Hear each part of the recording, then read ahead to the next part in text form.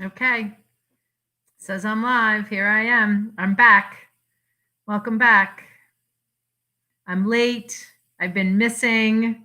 I haven't been here, but I'm back and it's January. And I figure at the very least, we have January, February, and March together. Let's see, right? We're moving forward with our virtual programming.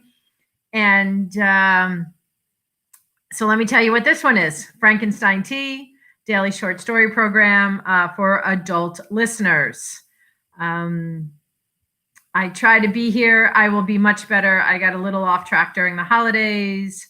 My son also, goes to a high school and, so I'm wrapping up his semester with him and making sure he's fed and on track while doing holidays and it's COVID and blah, blah, blah. We all know all of that. But it's 2021. Happy New Year. I'm back. Here I am.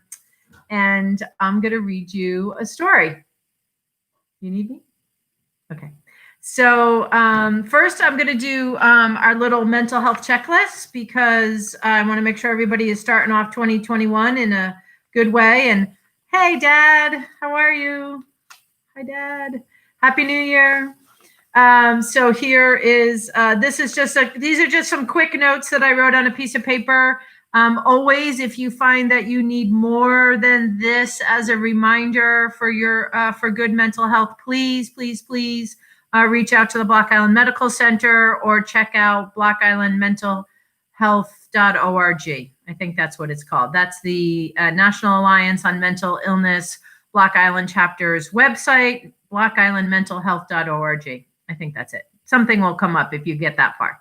So always check those resources. If you find you need more help, there is help available on island as well as off island, and always important to take care of each other. So here's our checklist. Have you had a regular meal? Have you showered? Have you had enough sleep? Are you thinking kind thoughts about yourself? Have you had fresh air today? Have you connected with someone you love? And have you moved your body? And then the don't on our list, always the don't compare yourself to others. That's the don't. So, check in with yourself. Have you had a meal? Have you showered? Have you been sleeping? Are you thinking kind thoughts? Have you had fresh air? Have you connected with someone you love? And have you moved your body? And don't compare yourself to others. Again, if you need more than that sort of reminder to get up and get your mental health in order today, please check out other resources at the Block Island Medical Center or at blockislandmentalhealth.org. All right, so on Frankenstein Tea, I read a short story. I don't really have anything prepared, and I tried. I flipped through a bunch of books. I wasn't sure how I wanted to start 2021. I'm not sure I wanted to start it this way, but this is what we're getting. So here we go. This is Grace Paley, The Collected Stories. And this is called Debts. Grace Paley, The Collected Stories, published by Farrar, Straus, and Giroux out of New York in 1994. Debts. A lady called me up today. She said she was in possession of her family archives. She had heard I was a writer. She wondered if I would help her write about her grandfather, a famous innovator and dreamer of the Yiddish theater. I said I had already used every single thing I knew about the Yiddish theater to write one story, and I didn't have time to learn any more than write about it. There was a long time in me between knowing and telling. She offered a share of the profits, but that is something too inorganic. It would never rush her grandfather's life into any literature I could make. The next day, my friend Lucia and I had coffee, and we talked about this woman. Lucia explained to me that it was probably hard to have family archives or even only stories about outstanding grandparents or uncles when one was 60 or 70 and there was no writer in the family, and the children were in the middle of their own lives. She said it was a pity to lose all this inheritance just because of one's own mortality. I said, yes, I did understand. We drank more coffee.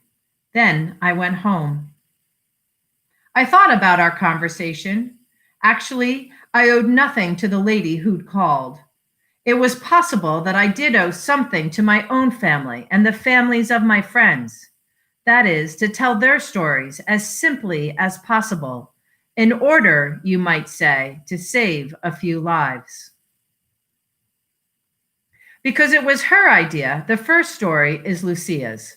I tell it so that some people will remember Lucia's grandmother, also her mother, who in this story is 8 or 9. The grandmother's name was Maria. The mother's name was Anna.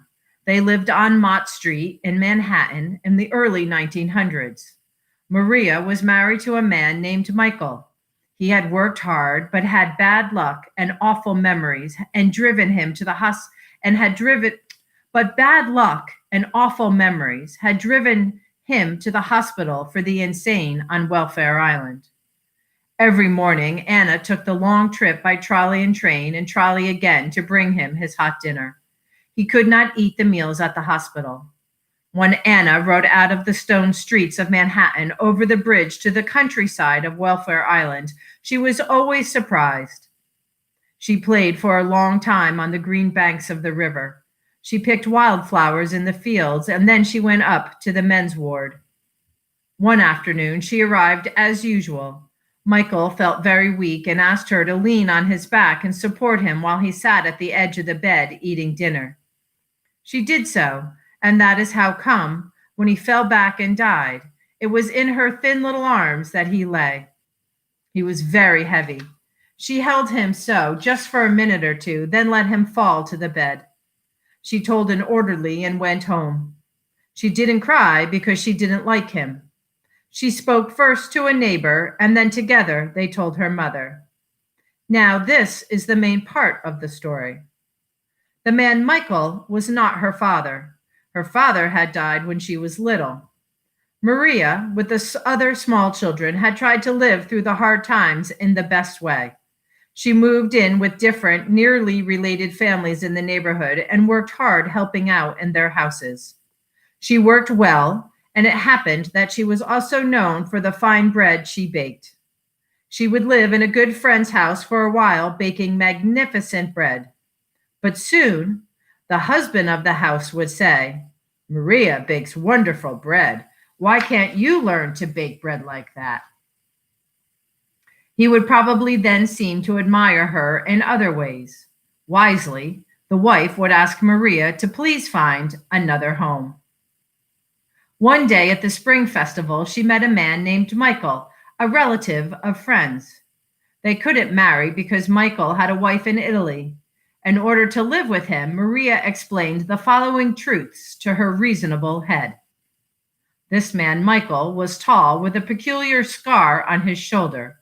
Her husband had been unusually tall and had a scar on his shoulder. This man was redheaded. Her dead husband had been redheaded. This man was a tailor. Her husband had been a tailor.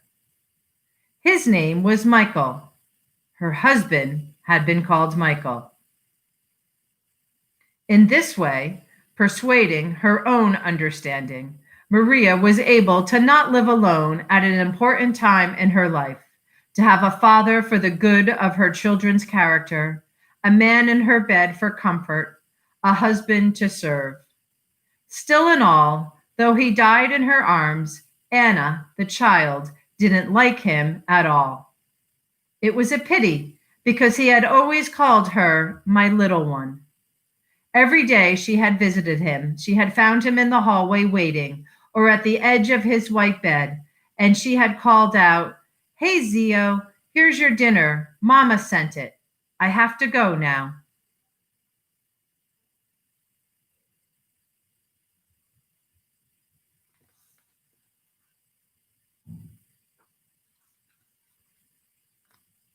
Grace Paley, Debts.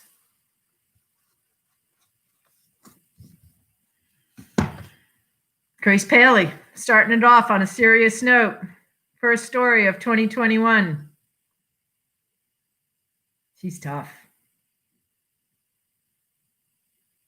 I think I was sort of in the mood for something tough, and also the memoir group is writing downstairs, and so when I was skimming stories and saw the first few lines of that, I thought I felt a little connected to it immediately because of the work that was going on in the library. They're having a Zoom memoir meeting.